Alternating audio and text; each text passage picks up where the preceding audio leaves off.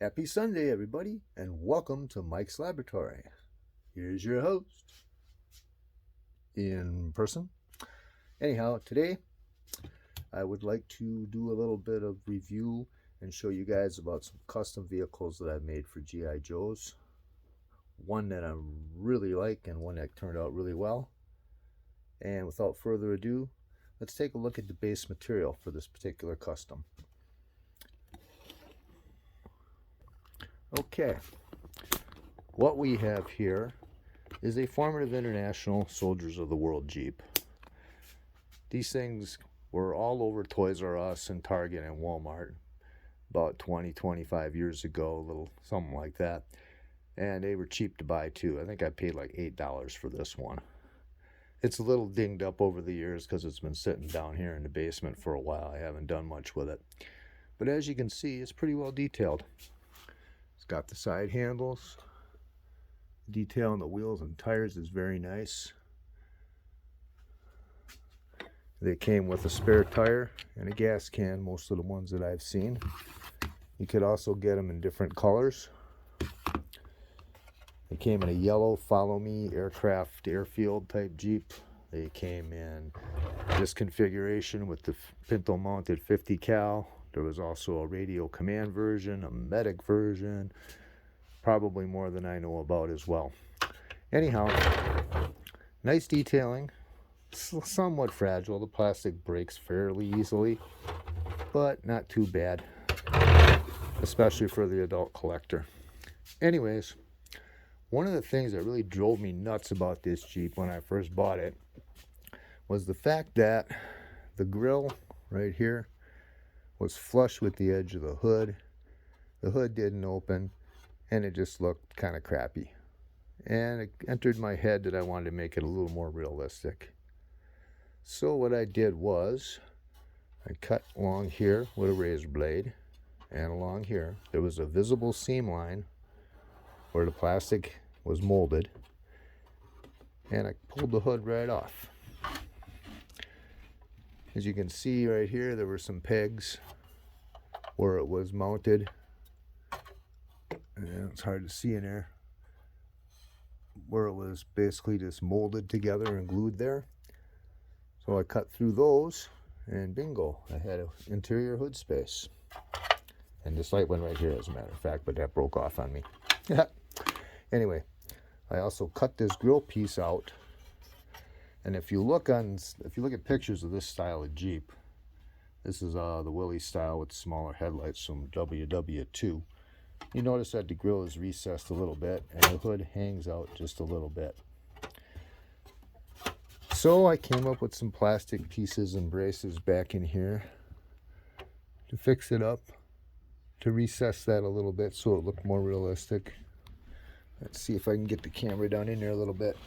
Don't know if you can see that. After you guys watch it, tell me. Anyhow, and I added some hinges, and it's pretty nice. It worked out pretty well.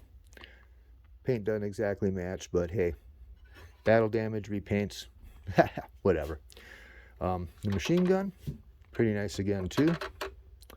And we got this camera over here a little bit. It has an ammo box. I can't remember if that strip of ammunition came with it or not. Spins, turns. It has a real nice copy of the actual pinto mount that was actually on these things. Reach opens up. That, not 100%, but still a pretty nice copy. Anyway, also on the interior of these was very nice detailing of the dash and everything. Pull the steering wheel out and pull this out. Come on out of there, machine gun. Said it's been sitting down here a while. There's some dirt in there. There we go. And if you look at the dash, you can see that it's pretty well detailed. You got the gauges, shifters. So that all in all pretty nice for the price at the time. These things nowadays, you can get them for, I've seen them go for like 50 or 60 bucks. And even at that price, I think they're still worth picking up for modifications, or even just use them just as they are. Anyhow, there you have it. The Formative International Soldiers of the World Jeep 50 cal version. And now let me show you what I did to another one of these I had, and I think you'll really like it. I'll be right back. And we're back.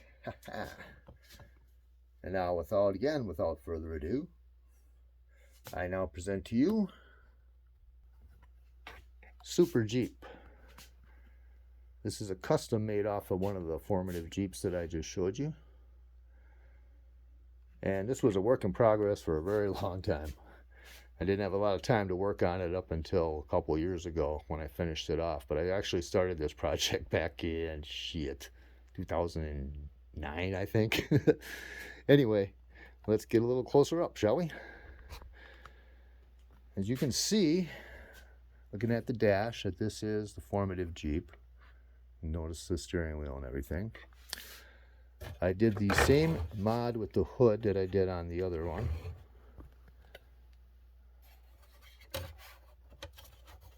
Obviously with the addition of the Adventure Team stickers and such. You can see the same little braces I made on both Jeeps. Stickers. Those letters are just some stick-on letters that I got at Hobby Lobby. They come in different colors and sizes. They work pretty good for stuff like this. The wheels, Tonkas. Came off of a Tonka crane, if I remember right. I bought a bunch of busted up Tonka toys just specifically for these wheels, so I could do stuff like this with them. I think it turned out pretty well. The look is good, and the yellow matches the Adventure Team theme. And let's go for a little bit of more of a close-up to the back here. Start showing you some of the things that I did back here.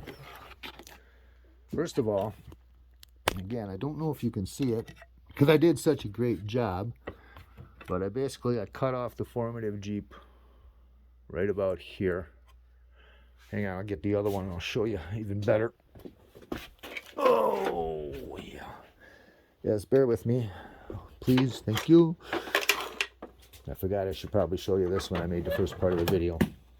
Whoopski. Okay, you'll notice that right here on the corner in the back, right where the handle is, see where that seam is? It's a mold mark or something. Goes all the way down. I cut the back end of the Jeep off right at that spot. And then, taking some 1/8 of an inch sheet plastic, and get this out of the way again. And then taking 1/8 inch sheet plastic, I extended the back. And then, once I was done extending it, I glued the back end back on. Sanded it. There are still some spots where you can see where it was joined, mostly on the other side, but all in all, it came out pretty well. To make this work for the underside, let's get Joe out of there so I can flip it over. Come on. Come on out of there, steering wheel. We'll take this stuff out of the back.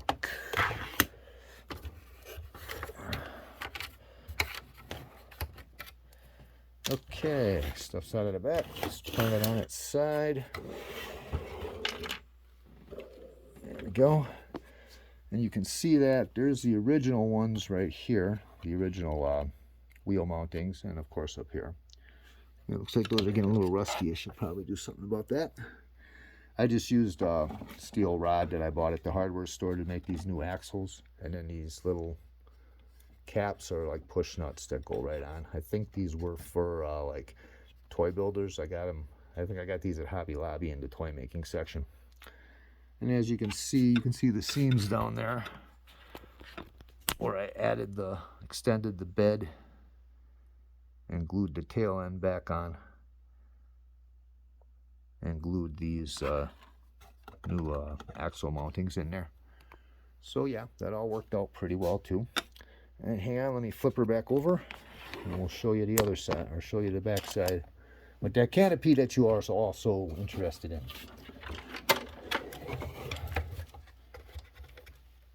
Which just flopped all over the place on me. Okay, we'll just pull it off and show you that way. Come on out of there. All right. Next thing I did was to make the canopy. This is just plastic tubing that I cut and epoxied. These were originally laying on the back of the Jeep as the cover supports, whatever it's called. They didn't work. I mean, they weren't designed to work and go up and down or anything. So I just cut them off and used them as this to actually make the framework for holding the canopy in place. I think I'll show you the canopy last, and let's go to the back side. Yeah, if I can. There we go. Okay. Back here, what I did was, there we go. A little further up there. There we go. Okay. I kind of duplicated the original one, the original 5-star Jeep openers. These are made just out of coat hangers, and you just slide them out of these little slots that I made for them and glued on here. These are actually just wood. It's a wooden dowel that I drilled the hole through for the handle, and flattened the edge out with a file and glued them down with super glue. Super glue works good bonding to plastic, by the way. These chains I found at Hobby Lobby, again in the jewelry section. I wish I could get some more, but I can't find them there anymore. And this opens up the tailgate real nice. And the hinges, again, for the hoods and for this, came from the woodworking section of Hobby Lobby. This is a piece of coat hanger, and that's just a chunk of plastic for kind of trim to make it look cool. And as you can see, pretty nice. Put that back on. Slide this back together. There we go. Okay, next up is the trailer hitch. I made this from a dog leash, obviously. I wanted it to be kind of like a pinto hook. I intend to build a trailer for this thing as well. I made a couple false starts, but I need to do a little better design. And it spins all the way around just like a real pinto hook does to twist and go with the terrain. And it's just a screw piece of aluminum. And it's just construction glue that I use to glue it on there, and the construction epoxy stuff. I'll probably reinforce it a bit because it does move around a little bit. Okay, next up, the carrier for the gas can and the spare tire. This is just a piece of plastic that was glued onto here, and you can see I had to zip tie it too because it kept coming off. Screw to put the tire on, and this over here, this mounting, is another piece of wood that I simply filed to shape, sanded to shape, drilled the holes in, and then stuck the ends of the coat hanger in there to make this. Same here for the gas tank mount, and this is the original gas can holder off of the original Jeep, and I just painted the original can and added a strap. That's just elastic, but this is actually just a plastic coated paper clip that I made that out of. And I found it had enough friction that I didn't need to make a latch or anything on this side, at least not for display purposes anyway. Okay, cool, huh? Oh yeah, we're getting cooler. Okay, these are the original tools that came with it, the Pioneer kit. It's the little clips that held them in kept breaking, so I said to heck with it, and I just drilled some holes and ran some elastic through to make some holders for them. Yeah, you can pull them out, but it's a pain in the tail, but it works. The interior here, I did a little bit of detail painting. Added a map case, first aid kit. Map case comes out. just like any other G.I. Joe stuff should, so you can actually put it in his hand. And the seat cushions are made out of the same stuff that the canopy was. This is actually an old Desert Storm Army shirt that I chopped up and made stuff out of. Okay, now for the piece de resistance. Let me get this thing back on. I'll be right back. And once I get the canopy back on, then I'll show you the rest of it. Hold on, folks. Okay, we are back. Now, this thing I made again out of the Desert Storm fatigue shirt that I told you about. I hand sewed this thing, and let me tell you, it was the first time I ever hand sewed something like this. And if I ever do something like this again, I'm going to buy and learn how to build learn how to use a sewing machine. Let me tell you. Okay. Anyways, you'll notice that at the front here, on the windshield, we have some snaps epoxied on there, and down here, same thing on the side. There we go, like that.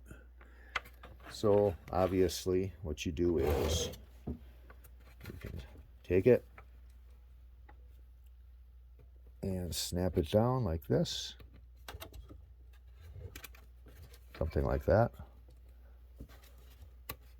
There we go.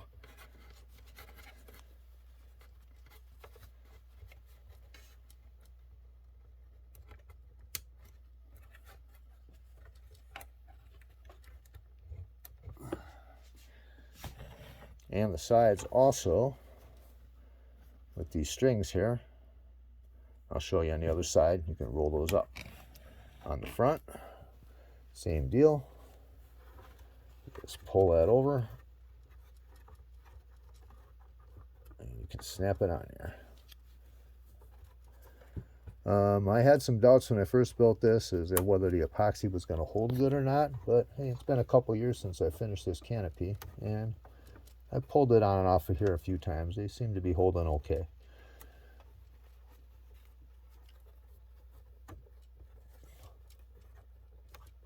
Oh, come on.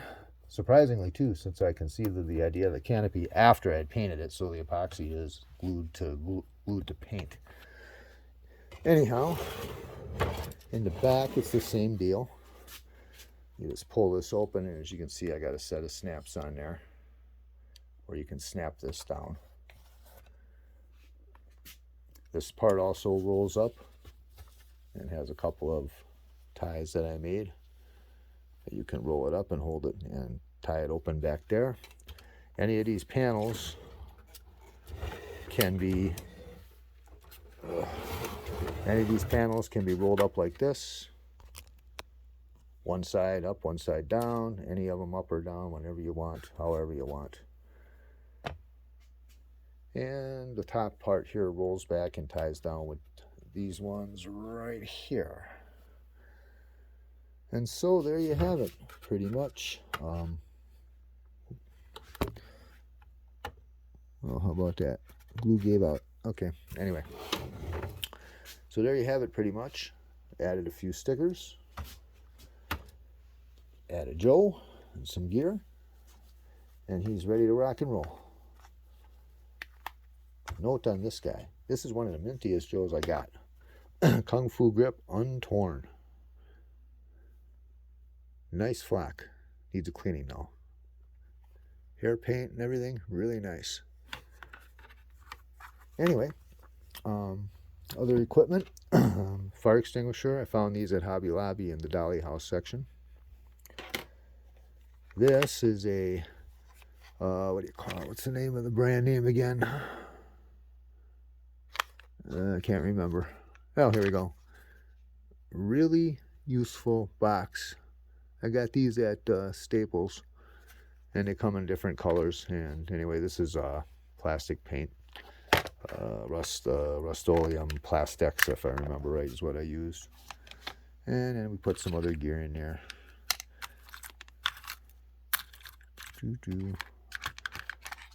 This Jeep was originally intended to be an expansion of the Mummy's Tomb set, or maybe the Desert Patrol set Either way, jungle, desert, whatever. An excellent addition to Joe's vehicle fleet. I hope you enjoyed it. I hope you'll like it. Damn well better like it. I worked a long time and I worked really hard on this thing. Anyways, you guys have a great day. Thanks for watching. I'm going to make another couple shorty videos here, so I'll get on to that, and we'll get this one on its way to being posted up. Thanks again, and see you next time in Mike's Laboratory.